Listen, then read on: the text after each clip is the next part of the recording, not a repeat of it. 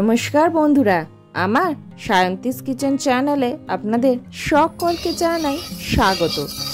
আজ বানিয়ে দেখাবো বাঙালির খুব চিরাচরিত একটা রেসিপি। আমাদের বাড়িতে তো প্রায়শই হয়ে থাকে মাছের মাথা দিয়ে পুঁই শাক। কীভাবে মাছের মাথা দিয়ে পুঁই শাক বানালে এটা অপূর্ব স্বাদের হবে এবং এর স্বাদ মুখে লেগে থাকবে, সেটাই আজকে দেখাবো।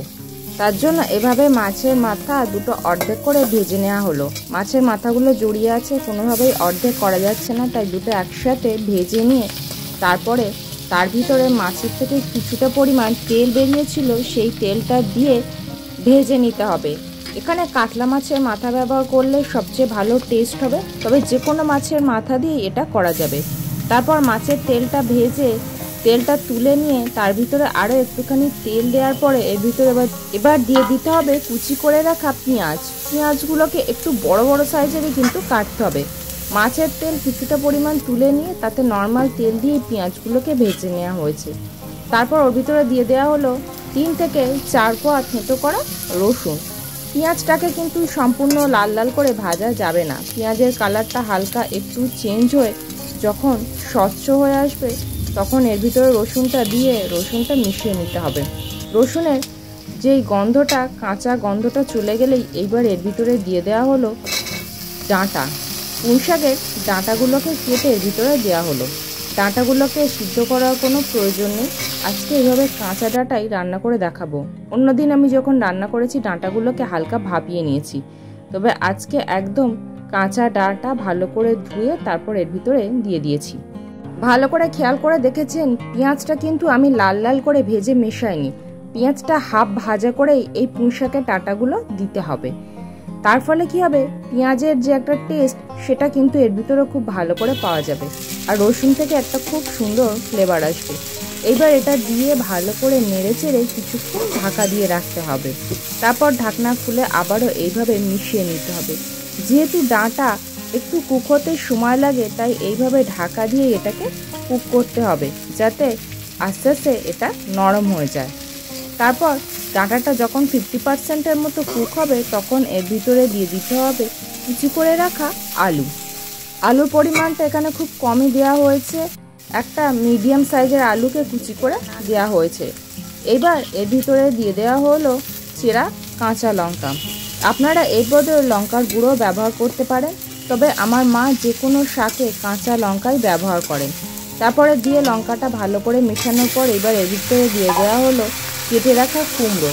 এখানে কুমড়োর পরিমাণটা অনেকটাই দেওয়া হয়েছে, সেই জন্যই কিন্তু আলুর পরিমাণটা খুব কম দেওয়া হয়েছে। এই পুঁই শাকে কুমড়ো বেশি দিলে কিন্তু খেতে খুব সুন্দর হয়, সেজন্যই কুমড়োর পরিমাণটা বেশি দেওয়া হয়েছে।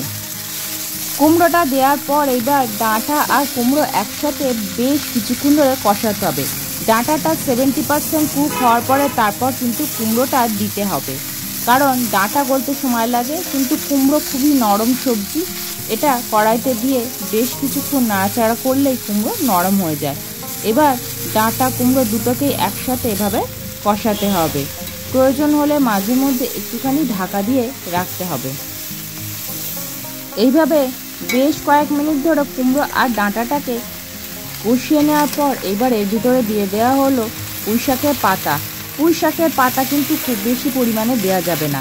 পাতার পরিমাণ যদি বেশি হয় তাহলে কিন্তু পুঁই শাক খেতে ভালো লাগবে না, তাই কিছুটা পাতা বাদ দিয়ে অল্প কিছু পাতা নিয়ে কুচি করে এর ভিতরে দেওয়া হলো। তারপর আবারও পাতাটাকে একসাথে কষিয়ে নিতে হবে। পাতার পরিমাণ কম দিলে পুঁই শাকটা খেতে অনেক ভালো লাগে, আর কুমড়োর পরিমাণ বেশি দিলেও খেতে অনেকটাই ভালো লাগে। তারপরে সবগুলোকে আবারও কয়েক মিনিট ধরে কষিয়ে রান্না করতে হবে। পুঁই শাক টেস্টি করার উপায় হচ্ছে একটু সময় নিয়ে রান্নাটাকে ঠিক এইভাবে কষাতে হবে। এক ফোঁটাও জল না দিয়ে এর থেকে যে জল বার হবে সেই জলে যদি এইভাবে কষানো যায় তাহলে কিন্তু পুঁই শাকের টেস্ট খুব ভালো হবে। তবে আমি যে ধরনের টিপসগুলো এখনও পর্যন্ত দিয়েছি রান্না করার সময় এই টিপসগুলো অবশ্যই ফলো করবেন, তাহলে কিন্তু এটা খুব টেস্টি হবে। এবার এর ভিতরে দিয়ে দেওয়া হলো পরিমাণ মতো নুন আর একটু হলুদ গুঁড়ো। যেহেতু কুমড়ো দেওয়া আছে তাই হলুদ গুঁড়োর পরিমাণ খুব বেশি দেওয়ার প্রয়োজন নেই। নুনটা আর হলুদ গুঁড়োটা শেষের দিকেই দেওয়া হলো। নুনটা আগে দিলে এই সবজি থেকে জল বার হয়, ফলে সবজিটা ভালো করে কষা যায় না, জড়িয়ে যাওয়ার সম্ভাবনা থাকে। সেজন্য নুনটা শেষের দিকেই দেওয়া হলো। আর সমস্ত সবজিটা দেওয়ার পর যদি নুন দেওয়া হয় তাহলে নুনটা একসাথেই সবার ভিতরে আস্তে আস্তে ঢুকে যাবে। নুনটা দিয়ে আরও কয়েক মিনিট এভাবে কষিয়ে নেওয়ার পর এবার এটাকে একটুখানি ঢাকা দিয়ে রাখতে হবে। সবজিগুলো একটু ঢাকা চাপা রান্না করলে তাহলে কিন্তু খুব তাড়াতাড়ি নরম হয়ে যায়।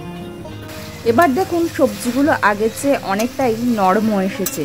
এবারে যে মাথা 2 টুকরো ভেজে রেখেছিলাম তার থেকে একটা টুকরো মাথা এর ভিতরে দিয়ে দিতে হবে। দিয়ে মাথাটা এখনই ঘাঁটার প্রয়োজন নেই। মাথাটা দিয়ে সবজিগুলো দিয়ে মাথাটাকে ভালো করে চেপে মাথাটাকে কয়েক মিনিট একটু নরম হতে দিতে হবে। এই সবজির থেকে এই রস বেরিয়ে মাথাটা কিন্তু একদম নরম হয়ে যাবে। আর কয়েকটা চেরা লঙ্কা ছিল, মা সেগুলো খুন্তি দিয়ে একটুখানি ঘেটে দিয়েছে যাতে এটা ঝাল হয়। এবার এটা ঢাকা দিয়ে রাখা হলো।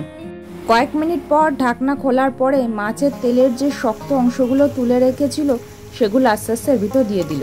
এবার খুন্তি দিয়ে আস্তে আস্তে মাথাটাকে একটুখানি ভেঙে দিতে হবে। মাথাটা যেহেতু নরম হয়ে গেছে তাই খুন্তি দিয়ে চাপ দেওয়ার প্রয়োজন নেই। খুন্তির আগা দিয়ে একটুখানি নাড়া দিলে এই মাথাগুলো ভেঙে এই সবজির সাথে মিশে যাবে। এবার এটা ভালো করে মিশিয়ে নেওয়া হয়ে গেছে। মাথাটা এইভাবে এরকম শেষের দিকেই দিতে হবে। এইবার মশলাগুলো দেখুন একদম নরম হয়ে গেছে। এর ভিতরে কিন্তু আমার মা এক ফোঁটাও জল ব্যবহার করেনি। এই আস্তে আস্তে রান্না করে যদি পুরোটাই এভাবে কষানো হয় তেলের ভিতরে তবেই কিন্তু এই পুঁই শাকের টেস্ট ভালো হবে।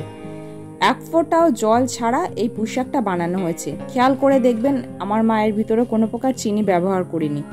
যেহেতু কুমড়ো ছিল অনেকটাই, কুমড়োটা অনেকটা মিষ্টি বলে এর ভিতরে চিনি দিইনি।